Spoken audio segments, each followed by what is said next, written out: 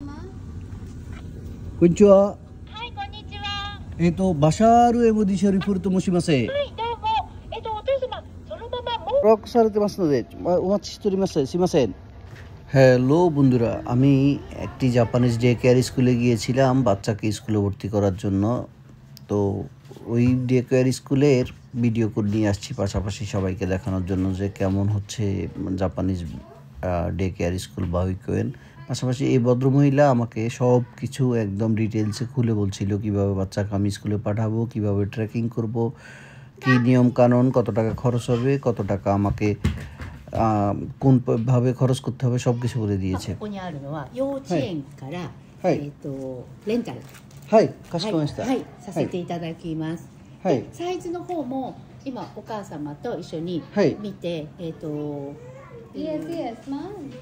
দেন তারা আমার ওয়াইফের সাথে বাচ্চার গায়ের জামা কাপড় সব কিছু মাপ ঝুপটিয়ে বাচ্চাকে কী কী ইনস্টলমেন্ট তারা দিবে এখান থেকে এগুলো আমাকে রেন্টালে নিতে হবে, সব কিছুর জন্য আমাকে পেমেন্ট করতে হবে।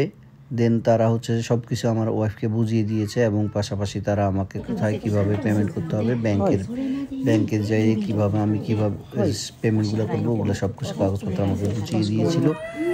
এরপরে আমাকে কী কী কিনতে হবে আলাদা করে তাও জানিয়ে দিয়েছে। দেন আমি চিন্তা করলাম যে তাদের সব কিছু দেখলাম, তাদের অফিসের ভিতরটা একটু ভিডিও করে ফেলি। আমি তাদের অফিসের ভিতরটাও একটু ভিডিও করে নিলাম। এরপর আমরা বাইরে এসে বাইরের দৃশ্যগুলা ভিডিও করা শুরু করলাম। আশপাশটা পুরা এরিয়াটা বিশাল একটা এরিয়া, এত সুন্দর একটা ডে কেয়ার আমাদের দেশে স্বপ্নেও ভাবা যায় না। এর মধ্যে মোটামুটি আমরা বের হয়ে আসার প্রস্তুতি সম্পন্ন করে আমরা বের হয়ে আসছি। বের হয়ে আসার পরে হচ্ছে যে ওরাও আমাদের সাথে সাথে আসছে, আমার ওয়াইফের পাশে ওরাও আসছিল কথা বলতে বলতে। যদি আমার ওয়াইফ অত বেশি বাংলাদেশি বা জাপানিজ ভাষা জানে না। দেন হচ্ছে যে একজন জাপানিজ টিচার আমার ছোটো বাবুটাকে আদর করলো বা কোলে নিল।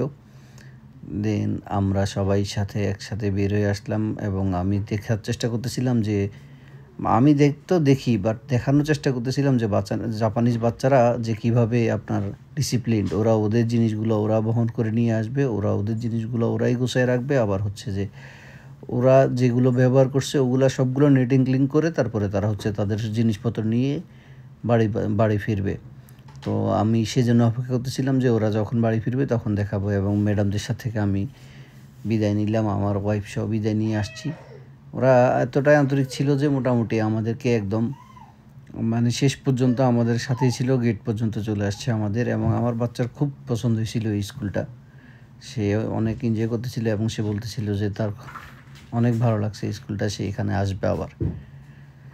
তো পরবর্তী কার্যক্রমগুলো আসলে বাকি ছিল যেগুলোর জন্য আমাদেরকে সময় লাগতো। ওখানে চাইলেই এই স্কুলগুলোতে ভর্তি হওয়া যায় না, এখানে অনেক প্রসেসিং থাকে, অনেক সময় 1-1.5 মাস সময় লেগে যায়। তো মোটামুটি এখন প্রসেসিংয়ের শেষ পর্যায়ে আমরা ইনশাল্লাহ আগামী মাসের 1 তারিখ থেকে স্কুলে যাব। আর এই হচ্ছে ওদের বিদায় নেওয়ার পালা, বাচ্চাদের এবং আমাদের সবার একসাথে।